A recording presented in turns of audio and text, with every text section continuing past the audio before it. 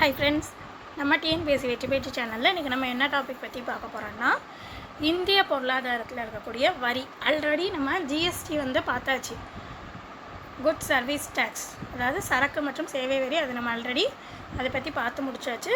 So அதில் வந்து நமக்கு வரி அப்படின்ற கான்செப்டையும் நம்ம கண்டிப்பாக படிக்கணும் ஜிஎஸ்டியை படிக்கும்பொழுது. ஸோ அந்த வரினா என்ன, அதில் உள்ள வகைகள் என்னென்ன அப்படின்றத இன்றைக்கி நம்ம பார்க்க போகிறோம். ஸோ இது அதோடைய கண்டினியூஸ் தான். ஸோ ஜிஎஸ்டி பார்க்காதவங்களும் முதல்ல அதை பார்த்துக்கோங்க. அதுக்கான லிங்க் நான் உங்களுக்கு டிஸ்கிரிப்ஷனில் கொடுத்துருக்கேன், அதில் போய்ட்டு செக் பண்ணிக்கோங்க. இப்போ நம்ம வரியை பற்றி இன்றைக்கி பார்க்கலாம். ஸோ இந்த வரி அப்படின்றது பாருங்கள், அந்த வரி அப்படின்ற ஒரு சொல் வரி விதிப்பு அப்படின்றதுலேருந்து வந்திருக்கு. இதோடைய பொருள் வரி விதிப்பு, அதோடைய பொருள் என்ன, மதிப்பீடு, இதுதான் அதோடைய பொருள். இந்தியாவில் வரி விதிப்பின் வேர்கள் மனுஸ்மிருதி மற்றும் அர்த்தசாஸ்திர காலத்திலிருந்தே என்ன பண்ணது, பின்பற்றப்பட்டிருக்கு. அதாவது இந்த மனுஸ்மிருதி அர்த்தசாஸ்திரம் அவர்களுடைய காலத்திலிருந்தே இந்த வரி விதிப்பு அப்படின்றது வந்து பின்பற்றப்பட்டிருக்கு. ஸோ தற்கால இப்போ வந்து இருக்கக்கூடிய அந்த வரிமுறையானது பண்டைய காலத்தில் இருந்த அந்த வரிமுறையை அடிப்படையாக கொண்டு தான் இருந்து வருகிறது. அடுத்து இந்த வரியை பற்றின சிலருடைய கருத்துக்கள் அப்படின்னு பார்த்தீங்கன்னா, இது வந்து ஒரு தண்டத்தொகை அல்லது சட்டப்பூர்வ குற்றத்திற்கானது அல்ல அப்படின்னு சொல்கிறது யார், டால்டன். அடுத்தது, மக்கள் செலுத்தக்கூடிய ஜிஎஸ்டி எந்த ஒரு நலனையுமே எதிர்பாராமல் தான் அதை கட்டுறாங்க அப்படின்னு சொன்னது அனடோல் மொரால். பொது நலத்திற்காக அரசு மேற்கொள்ளும் செலவை கட்டுப்படுத்தப்படுகிறது இது மூலமாக அப்படின்னு சொல்கிறது சேலிமன். ஸோ இதெல்லாம் ஒவ்வொருத்தருடைய கருத்துக்கள், யார் யார் என்னென்ன சொல்லியிருக்காங்கன்றதை பார்த்துக்கோங்க. அடுத்ததாக வரி அமைப்பு. ஸோ இந்த வரி அமைப்பில் பார்த்திங்கன்னா, ஆடம் ஸ்மித் அவர்களுடைய கோட்பாடு, 4 கோட்பாடு வரியை இது பண்ணி இருக்குது. அதில் 4 விதிகள் என்னென்னா, சமத்துவ விதி, உறுதி விதி, சிக்கன மற்றும் வசதி விதி, உற்பத்தி திறன் மற்றும் நிகழ்ச்சி விதி. ஸோ இதில் என்னென்னு பார்க்கலாம். முதல்ல சமத்துவ விதி அப்படின்றது எல்லா மக்களுக்குமே ஒரு சமத்துவமாக இருக்கணும். வரியானது யாருக்குமே இது பாரபட்சம் பார்க்குற மாதிரி இருக்கக்கூடாது அப்படின்றதுக்காக கொண்டு வரப்பட்டது சமத்துவ விதி. ஸோ இந்த சமத்துவ விதி அப்படின்றத என்ன செய்வாங்க, வரி மக்கள் கட்டக்கூடிய வரியானது பணக்காரர்கள் வந்து ஏழை மக்களை விட அதிக வரி கட்டுவாங்க. ஸோ ஏழை மக்கள் அவர்களுடைய வருமானத்துக்கு தகுந்தாப்பில் ஒரு வரி கட்டுவாங்க, வசதி படைத்தவர்கள் அவங்களுக்கு தகுந்தாப்பில் என்ன செய்வாங்க, ஒரு வரியை செலுத்துவாங்க. இதுதான் சமத்துவ விதி.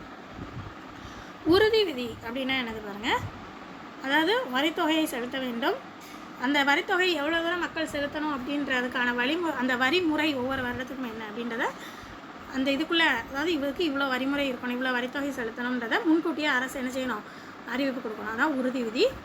சிக்கன மற்றும் வசதி விதி. ஸோ அப்படின்னா என்னென்னா, வரி செலுத்த பணம் கிடைக்கும் நேரத்தில், அதாவது மக்களுக்கு பணம் கிடைக்கணும் இல்லையா, கிடைச்சா தான் அவங்களால என்ன செய்ய முடியும், வரியை செலுத்த முடியும். ஸோ அந்த வரி செலுத்துறதுக்கான பணம் கிடைக்கக்கூடிய நேரத்தில் அந்த வரியை என்ன செய்யணும், வசூலிக்கணும். இதன் மூலமாக வரி வசூலிக்கக்கூடிய செலவை என்ன செய்ய முடியும், குறைக்க முடியும். அடுத்தது பார்த்திங்கன்னா, உற்பத்தி திறன் மற்றும் நெகிழ்ச்சி வரி. ஸோ இந்த உற்பத்தி திறன் மற்றும் நெகிழ்ச்சி வரின்றது என்னதுன்னா, அதிக வரி வருவாயை வந்து என்ன செய்யுது, அரசானது தேர்வு செய்கிறது. அதனால் இதை என்ன செய்கிறோம், நம்ம நெகிழ்ச்சி வரின்னு சொல்லலாம்.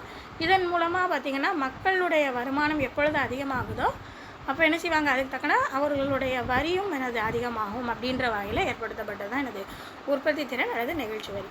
அடுத்தது இதில் உள்ள வகைகள் பார்த்திங்கன்னா, நேர்முக வரி மற்றும் மறைமுக வரி.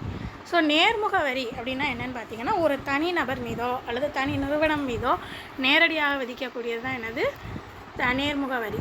ஸோ இதை வந்து என்ன செய்ய முடியாது, மற்றவர்களால் மாற்ற முடியாது. வரி செலுத்துபவரே வரி சுமையை ஏற்க வேண்டும் அப்படின்றது சொல்லியிருக்காங்க. சொன்னது யார், ஜேஎஸ் மில்லியன். 1963 பார்த்திங்கன்னா, மத்திய வருமான சட்டம் அப்படின்றது மூலமாக நேர்முக வரிக்கான ஒரு ஆணையத்தை நிறுவியிருக்காங்க இந்த சட்டத்தின் மூலமாக. ஸோ அது தெரிஞ்சு வச்சுக்கோங்க. அடுத்து இதுக்கான அந்த நேர்முக வரிக்கான எடுத்துக்காட்டு பார்த்திங்கன்னா, வருமான வரி, சொத்து வரி, நிறுவன வரி. வருமான வரின்றது நம்மளுடைய வருமானத்தை பொறுத்து நாம் செலுத்தக்கூடிய வரி.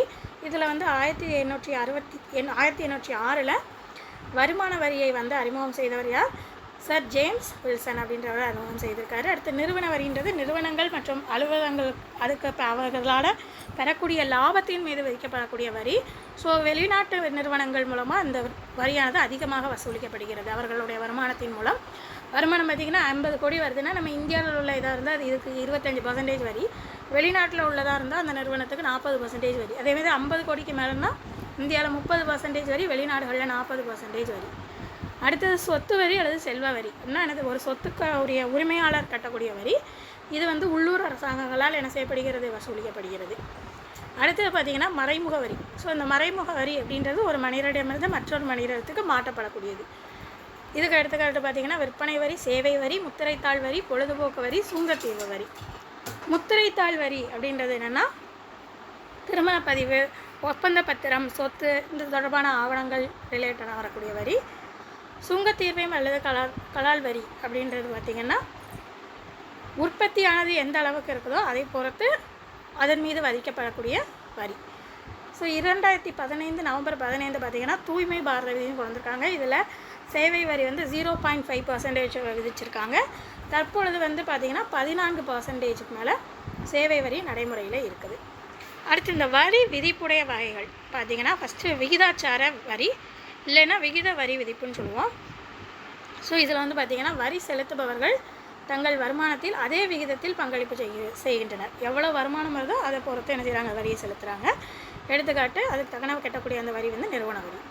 வளர்வீத வரி, வளர்வீத வரியில் வருமானம் அதிகமாக இருக்கும், வரியும் என்ன செய்யும் அதிகமாக இருக்கும். அதான் வருமான வரி எடுத்துக்காட்டு. தேய்வு வீத வரி, தேய்வு வீத வரினா வருமானம் அதிகமாக இருக்கும், அதே நேரத்தில் குறைவான வருமானம் உள்ளவர்களுக்கும் ஒரே மாதிரியான வரியாக இருக்கும். அதுக்கு எடுத்துக்காட்டு விற்பனை வரி. இதோடைய நன்மை தீமைகள், நேர்முக வரியோடைய நன்மை பாருங்கள், சமத்துவமாக இருக்குது, நிச்சயத்தன்மை உடையதாக இருக்கிறது, நெகிழும் தன்மை மற்றும் சிக்கனம் உடையதாக இருக்கிறது. நேர்முக வரியினுடைய தீமைகள் பிரபலமின்மை, உற்பத்தி திறன் பாதிக்கிறது, வசதி குறைவு, வரி ஏய்த்தல். மறைமுக வரியுடைய நன்மைகள் பார்த்திங்கன்னா பரந்து காணப்படுகிறது, சமத்துவம் இல்லை, அடுத்து சிக்கனத்தன்மை, உடலுக்கு தீங்கு பண்டம் நுகர்வு குறைவாகிறது, வசதியானது. மறைமுக வரியுடைய தீமைகள் வசூலிக்கும் செலவு அதிகம், நிகழ்ச்சியற்ற தன்மை, தேய்வீதம், உறுதியின்மை, குடிமை, உணர்வின்மை. அடுத்ததாக பார்த்திங்கன்னா கடைசியில் வரி ஏய்ப்பு அப்படின்னா என்னென்னு தெரிஞ்சிருக்கணும். ஒரு குறிப்பிட்ட நிறுவனமோ இல்லை தனி நபரோ தாங்கள் செலுத்த வேண்டிய வரியை செலுத்தாமல் இருக்கிறதுக்கு பேர் தான் என்னது, வரி ஏய்ப்பு. அப்படி செலுத்தாமல் இருந்தால் அதற்கான தண்டனை பார்த்திங்கன்னா அபராதம் போட்டு 5 வருட சிறை அளிக்கப்படும்.